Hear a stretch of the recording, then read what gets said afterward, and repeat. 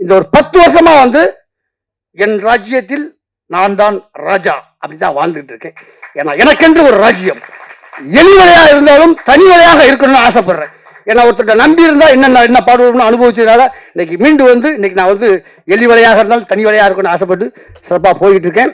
மீடியாவை குறிப்பிட்டு சொல்லணும். ஒரு 10 வருஷத்துக்கு முன்னாடி வரைக்கும் முத்துக்கால குடிக்கான்னு எல்லா ஒயின் ஷாப்லையும் என் படத்தை போட்டு நான் ஒயின் ஷாப்புக்கு போகணுமே இல்லையோ என் படத்தை போட்டு பார்த்துக்கிற மாதிரி நிறையா போட்டீங்க. அதுக்கு ரொம்ப நன்றி. கஞ்சாக்காரருக்கு மாதிரி பேசிட்டோம்னா நிறையா வந்துடும். எதுவுமே ஆதாரம் இல்லாமல் பேசுறது, மாற்றி பேசுறது. எம்ஜிஆர் படத்தை சிவாஜி நடிச்சாரு, சிவாஜி படத்தை எம்ஜிஆர் நடிச்சாரு அப்படின்னு மாற்றி பேசிட்டோம்னா நிறையா வந்துடும். இப்போ சொன்னா இல்லையா, என் வீடு எனக்கு தெரியாம என் வீட்டை போய் எடுத்துருக்காரு. எல்லாரும் நினைச்சுட்டு இருக்காங்க முத்துக்கால பெரிய பங்களா கட்டிருப்பாரு நினைச்சிருப்பாங்க. அது பாலடைஞ்ச வீடு. அதை கொண்டு எடுத்து போட்டு எல்லாம் வச்சு உன் வீடா இது, நீ இத்தனை வருஷம் சினிமா நடிச்சு இப்படிதான் ஆளுறியான்னு கேட்டாங்க. எனக்கு அசிங்கமா போச்சு. ஏன்னா அது 250 படம் நடிச்சு இன்னும் நம்ம வீடு பாலடைஞ்ச வீடா இருக்கேன்னு சொல்லி இந்த வருஷம் தான் அந்த வீடை எடுத்து கட்டியிருக்கேன். இந்த படத்துல ஒரே ஒரு டைலாக் ஒன்று வரும், என் ராஜ்யத்தில் நான் தாண்டா ராஜா அப்படின்னு சொல்லி ஒரு டைலாக். இந்த படத்துல ஒரு 4-5 சீன் நடிச்சிருந்தாலும் அதை உருவாக்குன பங்குல கேமராமேனுக்கு உண்டு. ஏன்னா நான் குடிச்சு என் மூஞ்சி எல்லாம் சப்பி போன மூஞ்சி மாதிரி இருந்தது. அதை இந்த படத்தில் வந்து ஆண்டவன் படத்தில் எனக்கு கொஞ்சம் நல்லா காமிச்சிருக்காரு. அதனால அவருக்கு ஒரு நன்றி சொன்னேன். நான் 2 கம்பை வீசுறதுக்கு எனக்கு 3 மாசம் ஆச்சு. ராமகிருஷ்ணா படத்தில் ஒரு மோனோ ஆக்டிங்ல ஒரு 4 சீன் வரும். நான் நடித்த ஒரு 10 காமெடியில அது ஒரு காமெடி. உண்மையிலேயே அந்த படம் மட்டும் ஓடி இருந்தால் நான் ஒரு அடுத்த கட்டத்துக்கு சென்றிருக்கலாம். ஜஸ்ட் மிஸ் அவளை சொல்லலாம். ஆனால் உண்மையிலேயே ஒரு அம்மா வந்து எனக்கு பிச்சை போட்டு போச்சு.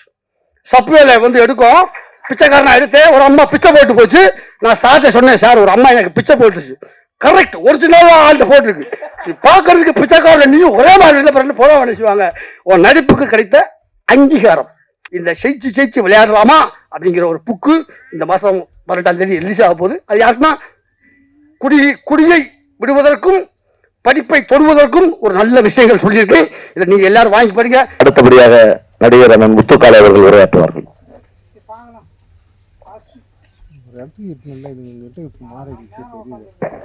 மேடையில் அமர்ந்திருக்கும் திரையுலக ஜாம்பவர்களுக்கும் பத்திரிகை மீடியாவுக்கும் என்னுடைய மனமார்ந்த நன்றி. மீடியாவை குறிப்பிட்டு சொல்லணும்.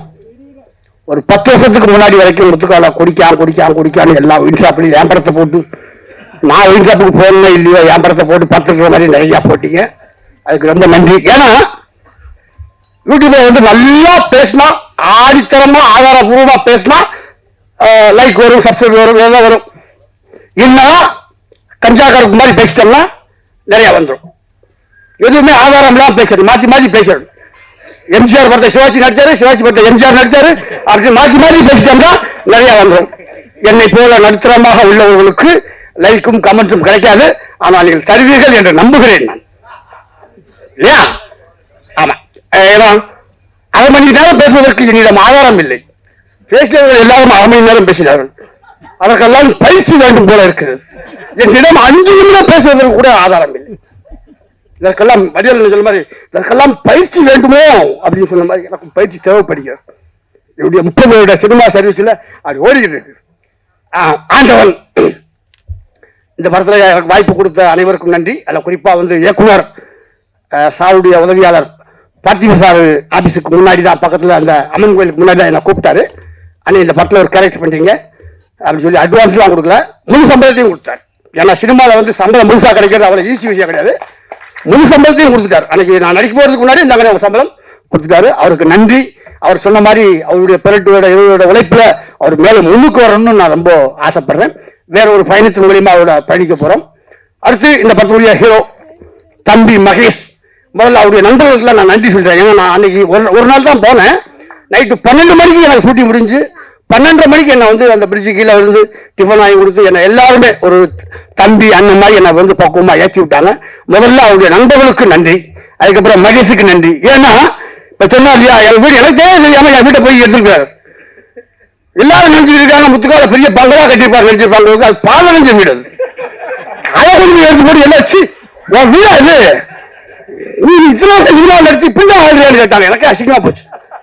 ஏன்னா அது 250 படம் நடிச்சு இன்னும் நம்ம வீடு பாலடைஞ்ச வீடா இருக்கேன்னு சொல்லி இந்த வருஷம் தான் அந்த வீடை எடுத்து கட்டியிருக்கேன். இந்த 25 வருஷம் சர்வீஸ் இப்பதான் அது வீடே வந்து வீடு மாதிரி இருக்கு. பாலடைஞ்ச பங்களா பாவறிஞ்ச வீடு காட்டினதுக்கு தம்பி மகேஷுக்கு நன்றி. ஏன்னா ஏதாவது ஒரு துண்டுகோல் இருக்கணும், துண்டுகோல் இருந்தால் தான் அடுத்த ஸ்டெப்புக்கே நம்ம போக முடியும். அதனால தம்பி மகேஷுக்கு நன்றி. மீண்டும் பல படங்கள் நடித்து மேலே மேலே வரணும். ஏன்னா அவர் நிறையா சொல்லிட்டாரு கிராமத்தில் வாழும். ஏன்னா நான் ஒரு பட்டிக்காட்டில், எங்கள் ஊரே பட்டிக்காடு, அவர் ஊர் மாதிரி எங்கள் ஊர் பேரும் சங்கம்பட்டி அப்படிதான் எங்கள் ஊர் பேர். அதனால் அவருக்கு நன்றி. மென்மேலும் பல படங்கள் செய்யணும். கேமராமேன் மகி சார், உண்மையிலேயே அவருக்கு நான் சொல்லி ஆகணும். இந்த படத்தில் ஒரே ஒரு டைலாக் ஒன்று வரும், என் ராஜ்யத்தில் நான் தாண்டா ராஜா அப்படின்னு சொல்லி ஒரு டைலாக்.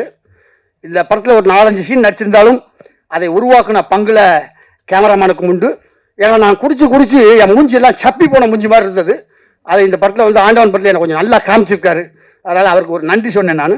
இந்த முடிஞ்ச வரைக்கும் இந்த படம் பேசப்பட்டால் இதில் முத்துக்காலை பண்ண அங்கங்கே சில சிம்டம்ஸும் பேசப்படும். ஏன்னா இந்த ஒரு 10 வருஷமா வந்து என் ராஜ்யத்தில் நான் தான் ராஜா அப்படி தான் வாழ்ந்துட்டு இருக்கேன். ஏன்னா எனக்கென்று ஒரு ராஜ்யம், எலி வலையாக இருந்தாலும் தனி வலையாக இருக்கணும்னு ஆசைப்படுறேன். ஏன்னா ஒருத்தர் நம்பி இருந்தால் என்ன பாடுவோம்னு அனுபவிச்சதுனால இன்னைக்கு மீண்டு வந்து இன்னைக்கு நான் வந்து எலி வலையாக இருந்தாலும் தனி வலையாக இருக்கணும்னு ஆசைப்பட்டு சிறப்பாக போய்கிட்டு இருக்கேன். அதனால் நிறையா பேசவும் முடியாது. நான் கடந்து வந்த பாதையை ஒரு சின்ன உதாரணமாக தம்பின்னு சொல்லலாம். ஏன்னா மாஸ்டர் மகேந்திரன் அப்பா சைக்கிளில் முன்னாடி உட்கார வச்சு, அதுக்காக எனக்கு வயசு ரொம்ப ஆச்சுன்னு நினச்ச வேண்டாம், குழந்தையா சைக்கிளில் உட்கார வச்சு அந்த விநாயகர் ஸ்கூலில் வந்து உட்காந்து பல்ட்டி அடிக்க சொல்லி தருவார். நான் ஒரு ஓரத்தில் பல்ட்டி அடிப்பேன், ஒரு ஓரத்தில் பல்ட்டி அடிச்சுக்கிட்டு இருப்பார். இப்படிலாம் வந்து இன்னைக்கு அவர் ஹீரோவாக நடிச்சு, அவர் ஹீரோவாக நடிச்ச பற்றியே நான் ஒரு 4 படத்தில் நடிச்சிருக்கேன். இதுதான் வந்து இன்னொரு விஷயம் சொல்லணும். திரைக்கதை வேந்தன் நானும் கிங்காங்கும் டெய்லி ஒரு ஃபங்க்ஷனுக்கு போனோன்னா அவர் எல்லா பாட்டுக்கும் ஒரு டான்ஸ் ஆடுவார். அதில் பாக்கிய சார் அவருடைய பாடலும் உண்டு. அதில் ஒவ்வொரு நாளும் திரைக்கதை வேந்தன் எங்கள் பாக்கியராஜ் சார் ஆடி இருந்தால் எப்படி இருக்கும் அப்படின்னு ஒரு டைட்டில் அரைமணி சொல்லி தான் வந்து கிங்காங்க ஆடுவார். அந்த வகையில் சிறு வயசில் நான் ஆகாயத்தில் சென்று கொண்டிருக்கும் விமானத்தை அண்ணாந்து பார்த்த நான் அதே விமானத்தில் ஏறி பயணம் செய்திருக்கிறேன் என்று சொல்லும் வாசகத்தை போல அவருடைய சுவரில்லாத சித்திரங்கள். அன்னைக்கு கூட கேட்டேன், அந்த தீவனை போட்டு ஷூட்டிங்கில் கேட்டேன், சார் தூரல் நின்று போச்சுல, நீங்கள் சிலம்பு சண்டை எத்தனை நாள் சார் கற்றுக்கிட்டீங்கன்னு கேட்டேன். ஜஸ்ட் அப்படின்னு ஒரு வார்த்தை சொல்லி முடிச்சார், அவ்வளோதான். ஆனால் சின்சியராக அந்த கண்ணோட்டம் தெளிவாக அந்த படத்துக்கு என்ன வேணுமோ அவர் 2 கம்பு வீசுறதை பார்த்தா நான் 3 மாதம் 2 கம்பை வீசுறதுக்கு எனக்கு 3 மாதம் ஆச்சு. ஏன்னா என்னுடைய அடிப்படையே சிலம்பம் தான். அவர் தூரல் நின்று போச்சு. புரட்சித்தில் எம்ஜிஆர் படங்கள் பார்த்தா நான் சிலம்பம் கற்றுக்கிட்டேன். அதுக்கப்புறம் கராத்தேல பிளாக் பெல்ட் வாங்கினேன், சிலம்பம் கற்று ஜிம்னாஸ்டிக் கற்றுக்கிட்டேன். இன்னைக்கு எங்கள் ஜாகோர் பாஸ் இருக்க யூனியனில் நானும் ஒரு 25 வருஷமாக மெம்பராக இருக்கேன்னா அதுக்கு காரணம் அவருடைய தூரல் நின்று போச்சு, டார்லிங்ல கராத்தே சண்டை போட்டது, இதெல்லாம் ஒன்றொன்றும் எனக்கு ஒரு உற்சாக டாலி. ஏதாவது ஒரு தூண்டுகோல் வேணும் அந்த வகையில். அதே மாதிரி அவருடைய எழுத்துல ஒரு 2 விஷயத்தில் எனக்கு பெரிய பெருமை பாக்கியம் பற்றி சொல்லலாம். தேசிய விருது பெற்ற அகத்தியன் சார் இயக்கிய ராமகிருஷ்ணா படத்தில் ஒரு மோனோ ஆக்டிங்கில் ஒரு 4 சீன் வரும். நான் நடித்த ஒரு 10 காமெடியில் அது ஒரு காமெடி. உண்மையிலே அந்த படம் மட்டும் ஓடி இருந்தால் நான் ஒரு அடுத்த கட்டத்துக்கு சென்றிருக்கலாம். ஜஸ்ட் மிஸ் அவ்வளோ சொல்லலாம். பட் அதில் வந்து சமீபத்தில் நீங்கள் ரசித்த நகைச்சுவை காட்சி என்ன அப்படின்னு கேட்கும்போது பாக்கியால் ஒரு லைன் வந்திருந்தது, ஒரு உற்சாக டானி. சமீபத்தில் நான் பார்த்த படத்தில் ராமகிருஷ்ணா படத்தில் சார்லி அண்ட் கோ முத்துக்காலை நடித்த நகைச்சுவை காட்சிகளை பார்த்து ரசித்தேன் அப்படி ஒரு லைன் இருந்தது. அந்த லைனை வச்சு நான் வந்து 25 படம் நடித்தேன். சார் பாக்கியராஜா நம்ம போயிட்டார விட்டுருமாங்க அப்படின்னு நடித்தேன். அவ்வளோ பெரிய சந்தோஷமா இருந்தது. அதே சொன்னேன் இல்லையா, ஆகாயத்தில் சென்று கொண்டிருக்கும் விமானத்தை, அதே மாதிரி அவர் படங்களை பார்த்து ரசித்த நான் அவருடைய இயக்கத்தில் சித்து +2 அதில் ஒரு பிச்சைக்காரனா நான் நடித்தேன். உண்மையிலேயே 5 டேக் 6 டேக் போச்சு. வேற யாரும் வந்து என்னையா நடிக்க போயா வராத போடியா அப்படின்னு இருப்பாங்க. ஒன்றும் இல்லை, பண்ணு. ஏன்னா உள்ளுக்குள்ள இன்னொரு கை வரணும், பிச்சை எடுக்கிற கை வரணும், அது தட்டை எடுத்துட்டு வரணும். ஒரு பெரிய ரிஸ்காக இருந்தது. டைமிங் கரெக்டாக செட்டில் ஒரு 5-6 டேக் போச்சு. எந்த ஒரு இது இல்லை. ஆனால் உண்மையிலேயே ஒரு அம்மா வந்து எனக்கு பிச்சை போட்டு போச்சு. சப்வேல வந்து எடுக்கும், பிச்சைக்காரனா எடுத்தேன், ஒரு அம்மா பிச்சை போட்டு போச்சு. நான் சார்ட்ட சொன்னேன், சார் ஒரு அம்மா எனக்கு பிச்சை போட்டுச்சு. கரெக்ட், ஒரிஜினலாக ஆள்கிட்ட போட்டிருக்கு. நீ பார்க்கறதுக்கு பிச்சைக்காரன் நீயும் ஒரே மாதிரி இருந்த பிறகு போட நினைச்சுவாங்க. உன் நடிப்புக்கு கிடைத்த அங்கீகாரம் எங்கே சுற்றினாலும் சமைச்சா உன் நடிப்புக்கு கிடைத்த அங்கீகாரம், இதுதான் நம்முடைய உற்சாக டானி. அந்த மாதிரி இந்த ஆண்டவன் படத்தை வாழ்த்த வந்திருக்கும் கலைவேந்தர் அவருடைய வாழ்த்துக்களாக தம்பி மகேஷா இருக்கட்டும், இயக்குனர் கண்ணன் சாரா இருக்கட்டும், எல்லாம் வந்து இந்த படம் மாபெரும் வெற்றி அடையணும். இதில் நடித்த நடிகர்கள் எல்லோரும் ஏன்னா கிராமத்தில் உள்ளவங்க எல்லாத்தையும் தனக்கு உதவி செய்த. இப்போ நான் ஒரு தொடர் ஒன்று எழுதியிருக்கேன். அது புக்கா வந்து இந்த மாதம் 18ஆம் தேதி ரிலீஸ் ஆகுது. எனக்கு கிடைச்ச ஒரு சின்ன ரீல், அவ்வளோ ஒரே ஒரு லைன் கிடைச்சது. அர்த்தமுள்ள இந்து மதத்துல கவிஞர் கண்ணதாசன் ஐயா எழுதின புக்கில் நான் படிச்சது. அதுக்கப்புறம் தான் தெரியும் அதை வேற ஒருத்தர் எழுதியிருக்காரு. ஆவீன மலை பொழிய இல்லம் வீழ, ஆவீன மலை பொழிய இல்லம் வீழ, அகத்தடியால் மெய்நோக அடிமை சாக, அகத்தடியால் மெய்நோக அடிமை சாக, மா வீரம் போகுதன விதை கொண்டாட, மா வீரம் போகுதன விடை கொண்டோட, இடையில் கடன்காரன் மறித்து கொள்ள, சாவோலை கொண்டொருவன் எதிரே தோன்ற, தள்ள ஒன்னா விருந்து வர சர்ப்பம் வேண்ட, உழுதுண்ட கோமான் உரிமைக்காக குருக்கள் வந்து தச்சனை குடி என்றாராம். இதெல்லாம் ஒரு மனுஷன் படுற கஷ்டத்தினுடைய வழிகள், கஷ்டத்துடைய வழிகள். இந்த வழியை தாண்டி தான் ஒவ்வொரு மனுஷனும் வாழ்ந்துகிட்டு இருக்கான் அப்படின்னு அர்த்தமுள்ள இந்து மதத்துல நான் படித்தேன். அது ஒருவேளை கண்ணதாசன் ஐயா தான் எழுதிருக்காருன்னு நினைச்சு பார்த்தேன். அவர் கீழே ஒரு லைன் எழுதினாரு, இல்லை இது ராமச்சந்திர கவிராயர் எழுதுனது. அந்த வாசகம் யார் எழுதுனாங்க, இதுல அது என்ன கருத்து சொல்லுச்சு அதுதான் முக்கியம். நான் கூட சில மேடையில் பேசுவதுண்டு. பட்டினி கிடந்து பசியால் மெலிந்து பால்பட நேர்ந்தாலும், கட்டுடல் தளர்ந்து கை கால் மெலிந்து கீழ்நுழை இட்டாலும், கெட்டு நடு தொருவோடு வீதிக்கே வந்தாலும், நான் எட்ட நினைத்த காரியத்தை செய்து முடிக்காமல் விட்டு விடுவேனோ அப்படின்னு சொல்லி நிறைய மேடைகளில் பேசுவேன். ஏன்னா இதெல்லாம் தோண்டு போன நண்பர்களுக்காக ஒரு உற்சாகம் கொடுக்குறது. அப்படி கொடுத்ததுனால தான் இன்னைக்கு நான் ஒரு 300 படம் நடிச்சிருக்கேன்.